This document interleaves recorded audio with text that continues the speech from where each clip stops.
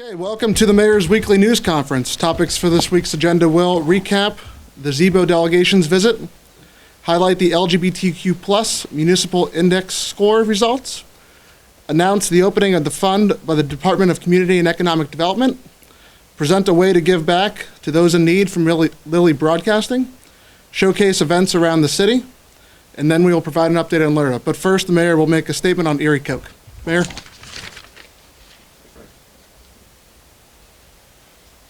Thank you, Frank. Good morning, everyone. We heard the news this morning about the closing of Erie Coke. We're trying to get more information even as we speak, but our number one concern and priority is the employees who have lost their jobs. We recommend that employees should first reach out to Bev Rapp from the Department of Labor and Industries Rapid Response Team. Bev can be reached by phone at 455-9966, extension 560, and her email address is BERAPP, so BERAPP @pa.gov. We encourage all employees to work through Bev first. As my team and I have been visiting businesses and in conversation with the Mayor's Business Council, we are aware of scores of openings for good family-sustaining jobs in Erie. In fact, Chris usually takes me out to 3 or 4 businesses, and every one of them will make statements to us like, you know, I've got 5 openings right now, I can't find anyone to fill them. So there are jobs available for these people that just lost their jobs. If employees would like a second avenue to get the word out about their availability for jobs, we invite them to send their resumes to the city as well. They can email to either Chris Groner at cgroner@erie.pa.us or Jennifer Hoffman at jhoffman@erie.pa.us. We will forward their resumes to members of our Mayor's Business Council, many of whom are looking for employees, and to businesses that we know have job openings. We understand that this is a difficult time, and we will do everything we can to help people find employment. Renee, if you wouldn't mind, you could give the media a copy. They're right beside you there. And we'll be happy to answer questions about this after the press conference as well. Okay, sure. Did the city have any inkling, any advance notice this was coming today? I guess we had an idea last night that it might, but didn't know until it actually happened. And we're not sure exactly what Erie Coke has done. You know, have they shut down the plant, or are they just not letting employees in at this point? So there are a lot of open questions right now, I'd say, Paul. What factor, if any, do you think that the fact that the city cut off access to the wastewater treatment plant, what factor do you think that had in their decision, perhaps? I think it played into it. I think that it's very expensive, obviously, to truck all the stuff they had putting down the sewer to another location. I think that may have had something to do with it, but again, they have not explained anything to us. All we know is that they've shut down. That's prime Bayfront property. Do you have any concerns about a cleanup at that site? Have not even thought about that at this point. Right now, we're more concerned about the employees and finding them good family-sustaining jobs. So, thanks, and again, I'll be happy to answer more questions afterwards. So now we'll move to the actual agenda for today, which first we're going to start with talking about ZEBO's recent visit. There were 5 leaders from our sister city here last week. They toured our local health centers and our schools. They really had 3 priorities from what I understood. First, they wanted to learn about our medical expertise and our practices. Second, they wanted to build opportunities for their citizens to take advantage of this medical expertise that we have. And third, they want to create a Chinatown in Erie for their citizens to stay at when they're here for medical treatment, and also would attract tourists to Erie as well. That's in the very early stages, but that's something we've talked a lot about. So here's the background to last week. We began rebuilding our sister city relationship when 5 of us visited ZEBO last April for 5 days. 2 ZEBO officials were over here in early October 1st and 2nd, to begin the conversation that we continued last week. As a result of the December visit, 7 Erie institutions have signed memorandums of understandings with ZEBO Central Hospital, ZEBO Cheyenne High School, and the City of ZEBO. All 7 institutions are LECOM Health, LECOM Institute for Successful Aging, UPMC Hammett, AHN St. Vincent's, Edinboro University, Mercyhurst University, and Mercyhurst Preparatory School. This visit went a long way to rekindling the warm and mutually beneficial friendship between our 2 cities. The agreements are at a very high level. All 7 of the Erie partners are committed to more detailed agreements that will be mutually beneficial. We look forward to seeing these collaborations continue to grow over time. So I thank LECOM, UPMC Hammett, AHN St. Vincent's, Edinburgh, Mercyhurst University, and Mercyhurst Prep for all their work to make the ZEBO's trip to Erie overwhelmingly successful. I want to publicly thank my team for all the work in preparing for the visit. First, a special thanks to Renee Lamus, who really led the efforts and worked her tail off preparing for this visit. Also, thanks to Chris Groner, Jennifer Hoffman, Frank Stramilla, Aaron Lonke, and Samantha Sherwood for their hard work in the planning and preparation last week. One example of the work done is Chris Groner picked them up at midnight at the Erie Airport when they flew in. We expect our sister city relationship to grow during 2020. As the relationship continues to grow, the mayor of ZEBO may be visiting Erie either late spring or early summer next year.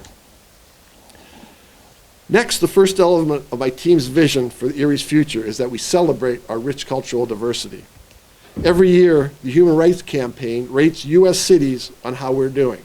I'm very proud to announce that the LGBTQ+ Municipal Equality Index score results for 2019 are in, and we have made significant improvement over the final results we received last year. To explain this further, I invite up to the podium Renee Lamus, my Chief of Staff. Renee.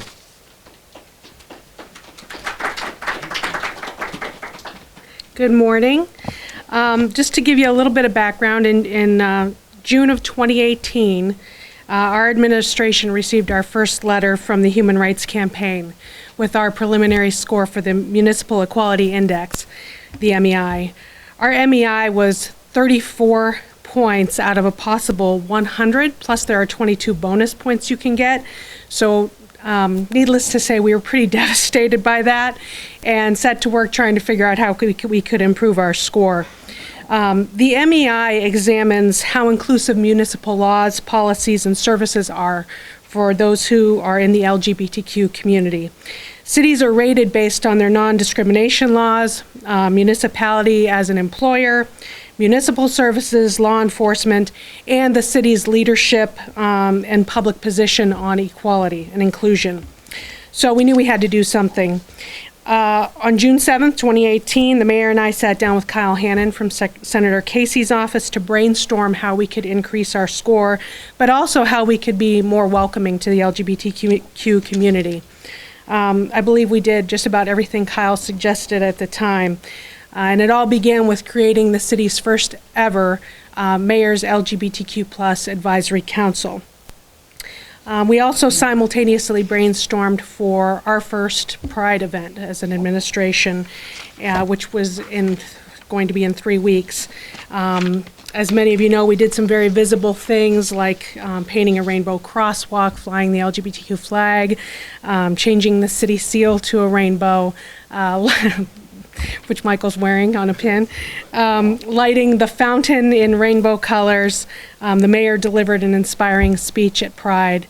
This year we continued that effort. In addition to the mayor speaking again, Liz Allen also delivered an inspirational speech, and the mayor's been speaking at the World AIDS Day observances, participating in the HIV walks, recognizing transgender awareness. But while we feel like our work as allies is important in supporting our LGBTQ friends and family and neighbors and colleagues, we also believe that it's even more important to appoint the Mayor's Advisory Council because they can share with us their diverse perspective, their unique experiences. And so we populated the council with representatives from key organizations in the Erie area and with specific skill sets of folks who are working on LGBTQ issues. Our first council meeting was last July of 2018, and we set to work immediately thinking about how we could raise our MEI score. Just briefly, over the last 17 to 18 months, we boosted our score from that original 34 to 75. We now have a score of 75 points. We consider that significant progress in a very short amount of time. We basically, just a few of the things we've done, we've added an LGBTQ liaison to the mayor's office, also an LGBTQ liaison with the Erie Police Department. We've added information and a page to the city's website. We've added policies regarding non-discrimination in city employment, trans-inclusive healthcare benefits. We passed a conversion therapy ban so that our children are protected from that practice. The ordinance actually passed unanimously by City Council on June 5th of this year. And we've consistently shown leadership publicly on LGBTQ equality and in our policy efforts. But this is just the beginning. Aside from just working on our score, we're also tackling issues in some other categories, and we realize that there's a lot more that we can do outside of that score to make people feel welcome and valued. To that end, in November of 2019, in order to become more effective at what we're doing, we elected a president, a vice president, and a secretary, and we created action teams to tackle specific issues. I would now like to invite to the podium Erie School Board member Tyler Titus. Tyler is the first transgender elected official in the state of Pennsylvania, and he was elected to just serve as president of the Mayor's LGBTQ Council. Tyler.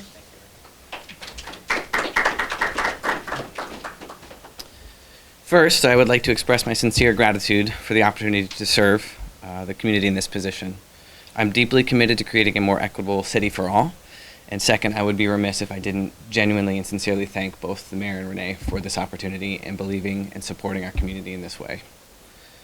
The council is comprised of dedicated individuals who are eager to assist in moving our city's inclusion forward. As mentioned, I will serve as the president, Michael Mailer will serve as vice president, and Alex Foon will serve as a secretary. The council was developed with the intention of creating a more inclusive, vibrant city for all residents, more specifically to eliminate the obstacles that not only have permitted, but fostered oppression, discrimination, and harm to the marginalized populations within our city. Research has indicated that within the LGBTQIA population, they are 3 times more likely to be diagnosed with anxiety and depression due to compromised safety, familial rejection, and social isolation. Suicide is one of the leading causes of death between the ages of 10 to 24 within this population. These are national truths. However, we can work together to make sure that they are not eerie truths. We will be focusing on the following areas: assuring quality healthcare with services available to this population, strengthening the services available to the aging population, assuring our youth have competent supports, resources, and safe social spaces, partnering with local entities to assist in building diversity, equity, and inclusion into their framework, marketing and community outreach, education, and policy development. This council knows that those individuals experiencing multiple minority identities are the most at risk for experiencing the harmful effects of oppression and discrimination. We also know that when we elevate these voices, the whole community becomes stronger, safer, and more empowered. We have done great work to date, and we know that there's a lot left to accomplish. And I believe that connection creates change, and that this council will build imperative connections to create lasting, long overdue change within our city. Again, I thank you guys all for this opportunity, and I know we will do great things as a city. Thank you.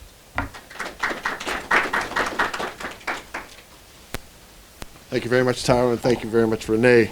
I truly appreciate your dedication and hard work, all of you.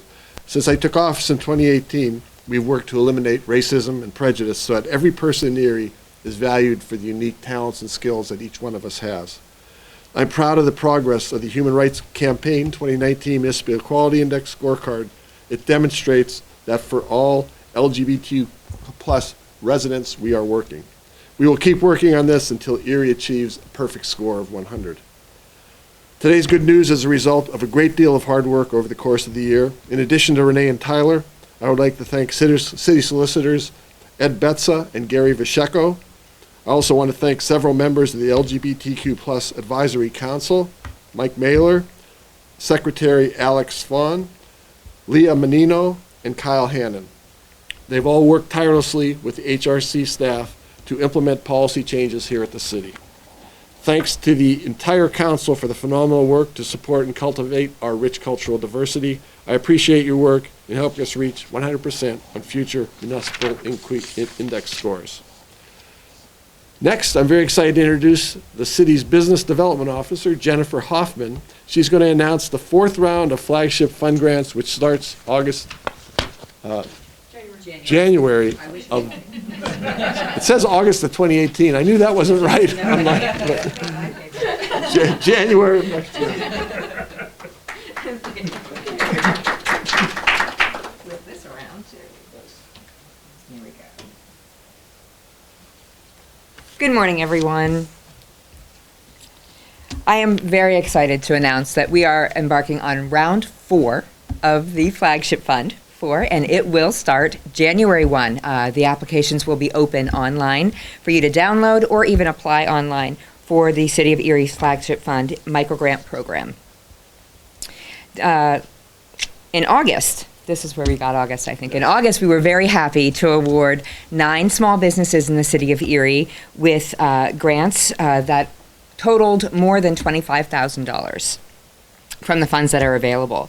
We sorted through more than 40 applications last July, and we expect even more this round. It's a competitive process where applications are reviewed by the grant committee and grants are awarded to as many projects as our funding does allow. My advice for any small business that's interested in applying for the Flagship Fund is to tell us your best story. Don't skimp on any details.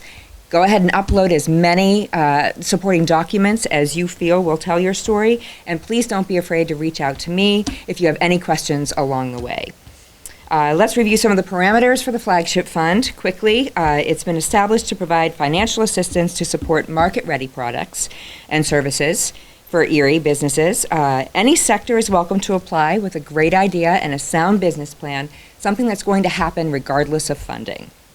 A 1-to-1 funding match is required as usual, and grant dollars will be awarded on a reimbursement basis. And the projects must be completed within 1 year of award announcement. Any city business with less than 25 employees is eligible to apply. That's something new this year. So any business with less than 25 employees can take a look at this grant opportunity. This grant is also stackable with the facade grants or any other grants that the Erie Downtown Partnership also offers. Eligible uses would be facade and building improvements, specialized equipment, computer hardware and software, marketing and advertising expenses, some website development, consultation costs. Really, there's a myriad of things, and they're all listed on the website when you go to take a look at the grant. We've purposely made this kind of vague and open so that we can help you in the way that you need to be helped. As in the past, the awards will be announced within the month following the application period. The deadline for this period is January 31st. That's a Friday. So you can expect to hear from us by mid-February 2020. I encourage all small businesses or startups in the city to check out the Flagship Fund application. Contact me to discuss your plans. I'm available to help walk you through the process and answer any questions. I look forward to working with all of you.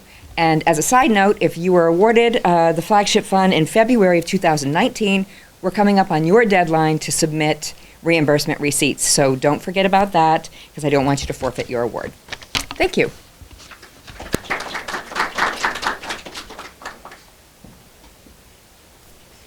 Thanks very much, Jen. And once again, I do look forward to seeing all the applications and announcing the winners in February. Just a reminder, the deadline for applications is January 31st. Next, we have some friends with us from Lilly Broadcasting to tell us about a great initiative happening in Erie Perry Square over the course of Erie's cold winter months. So please give a warm welcome to Pam Forsyth. Pam.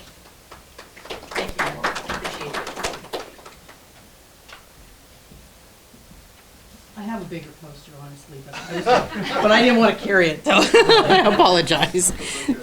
So we at Lilly Broadcasting believe no one should suffer from the cold, no matter what their income status is, and if they don't have a home, and some people just can't afford a warm coat. It doesn't have to be a homeless person and or family, but some people have suffered some income losses, and we know that they. It's a choice of getting food or medicine, something like that. So we came up with an idea that we'd like to just donate coats, make them very accessible to the community. Thank you to Frank Stramella. I called him and said I had this idea. Could he make it work? Talked to the mayor, and sure enough, he did. So we're proud to announce that we are partnering with the City of Erie to donate coats Friday, Saturday, and Sunday. Coats will be left in Perry Square, east side. There will be a bin with hangers and plastic bags so that you can donate a coat, hang it up on a hanger and a plastic bag, and just hang it on a tree, any tree that is available. Hopefully you'll be gentle with that. There'll be some bins with hats, coats, or hats, gloves, scarves, things like that. All are welcome. There will be no questions asked. It's not being monitored. Anybody that wants a coat can come and bring a coat, hang it up. If they have one, if you have one and you don't need it, please, we ask you to spread the word, bring a coat down. Again, there will be bins, they'll be clearly marked, and we want everybody to be able to be warm. So we will be doing this starting tomorrow, Friday, Saturday, and Sunday, and seeing how, if it goes well, we may do it even the next weekend. So thank you very much, and we're proud to partner with the City of Erie. Thank you. Appreciate it.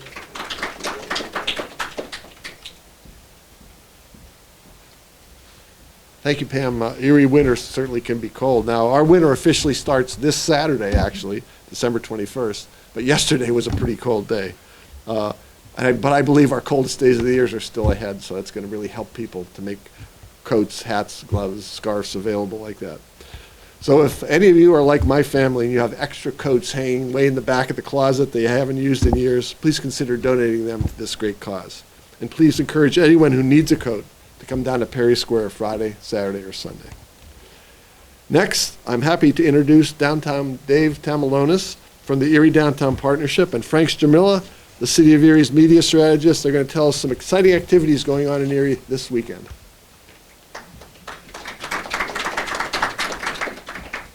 Thank you, Mayor. Real quick, I'm going to briefly talk about our past 2 weekends, the holiday events that occurred in Perry Square. Downtown Delights was a huge success. We saw great participation from the city, UPMC Health Plan, and that event, according to the Erie Innovation District, drew about 10,000 people to our downtown district. So it was a fantastic weekend, both with that and gallery night and everything. We also had the Mason Farms holiday tree sale last week, the 13th. That was also a success. The Mason family was very grateful to be involved in the downtown community, and Perry Square was activated with holiday music, and it felt like a very special night. So we're hoping to take the momentum into tomorrow. Perry Square will be activated again with our Home for the Holidays event. We're welcoming everyone to make Perry Square their first stop on their way downtown Friday night. The special pop-up event in Perry Square will feature an outdoor, fully stocked ice bar with Snowflake shot luge and specially mixed drinks, craft beer, wine, and more. The Holiday Village shops will be open with hot cocoa, Sunday vegan treats, and much more. DJ Bill Page will be running a holiday karaoke contest. And there will be an ugly sweater contest as well, with prizes including downtown gift certificates and Bayhawks tickets. So come experience the stunning holiday lighting. There will be snow on the ground. It's not going to be too cold, to my knowledge. It'll be a fun-filled night, and downtown Erie really feels like the holidays right now. So come enjoy it while it lasts, and explore Erie's many shops, restaurants, and bars afterwards. And for more info on this event, including the drink menu and total list of activities, you can visit our Facebook page, the Erie Downtown Partnership, or go to eriedowntown.com/events and bring a coat to Perry Square as well. And here's Frank Stramilla. Thanks, Dave. Always the afterthought with the Downtown Partnership for me, even the town crier. Who might make an appearance tomorrow, Dave? I don't know. I think we will. Okay. Well, thanks, Mayor. Thanks, Dave, and the Downtown Partnership for all you guys do, bringing quality events to our world-class downtown in Bayfront. And it kind of got me thinking, like, what's a world-class downtown in Bayfront? I can't say that word today. Without theater and music. Luckily, this weekend, there is no shortage of theater or music. At PACA, there's every Christmas story ever told, and then some. There has to be at least 100, maybe more. But you can find out December 20th and 21st from 8 to 10. So if you come downtown tomorrow, you can stop at the Home for the Holidays event and then go up to PACA, see that. At the Warner, the Nutcracker will be taking place with performances also Saturday and Sunday Saturday will be at 7:30. Sunday is at 2:30. You can find tickets at the Erie Insurance Arena box office or by calling 452-4857. The Experience Children's Museum will have a STEAM pop-up event this Sunday from 2 to 4. Visitors can discover hands-on learning event through STEAM, science, technology, engineering, art, and math. And they can interact with the museum's playologist, which I thought was very clever. You can look for the blue lab coats during your visit, and you can find all those events and more at eriechildrensmuseum.org. And finally, I would be remiss if I didn't thank the Playhouse for the Town Crier outfit, and then also say they have an amazing production of Roger and Hammerstein's Cinderella, and the show will run from this weekend until Sunday, December 29th, and you can find all of that on erieplayhouse.org. That wraps it up for me this week for events around town. To find more upcoming events, you can visit Erie Arts and Culture's website or the Downtown Partnerships website. Erie Arts and Culture is erieartsandculture.org/events or eriedowntown.com. That's it for me. Thank you, Mayor. Thanks to both Dave and Frank, and I heard a rumor you two might be singing on stage in ugly sweaters. Is there any truth to that? Or?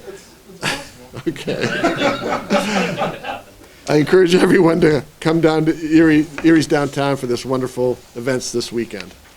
Finally today, I want to give you an update on LERTA. It's been 3 weeks since the last LERTA, and to tell you the truth, I came into this time of the year thinking there's probably not going to be much construction activity, but in the last 3 weeks, we've actually had 8 new LERTA applications, and the permits issued and the total investment now exceeds $25 million in new construction in Erie. So there were 5 new commercial LERTA applications for a total of $1,503,433. That includes 3 projects by the Erie Parking Authority, renovations on a vacant site on West A Street, and renovations to the Citizens Bank structure at 12th and State. There were also 3 new residential LERTA applications for a total of $144,500. These included a new garage and some interior renovations. So as of yesterday, December 18th, 2019, we've had 113 business days since the new LERTA was enacted back on July 3rd. We now have had 85 LERTA applications with a total investment in Erie of $25,347,768. So I want to make a prediction. I believe that by July 3rd, 2020, which is 1 year anniversary of the new LERTA, we will exceed $25 million in LERTA investment in Erie, and that's really helping to transform our city. I also want to let everybody know there'll be no press conference for the next 2 weeks now as we celebrate Christmas and New Year's, and we'll be opening presents and eating way too much. But the next press conference will be on July 9th. At that press conference, we'll be announcing 25 very specific, aggressive key performance indicators that we'll be tracking over the next 2 years to measure our success in implementing the 5 elements of our vision. We want to show that we are actually creating rich cultural diversity, welcoming vibrant neighborhoods, a world-class downtown and bayfront, excellent education for everyone, and abundance of family-sustaining jobs. We're coming up with things we can measure to see how we're doing there. That concludes today's press conference, and everyone who spoke is available for interviews. Thanks very much for being here.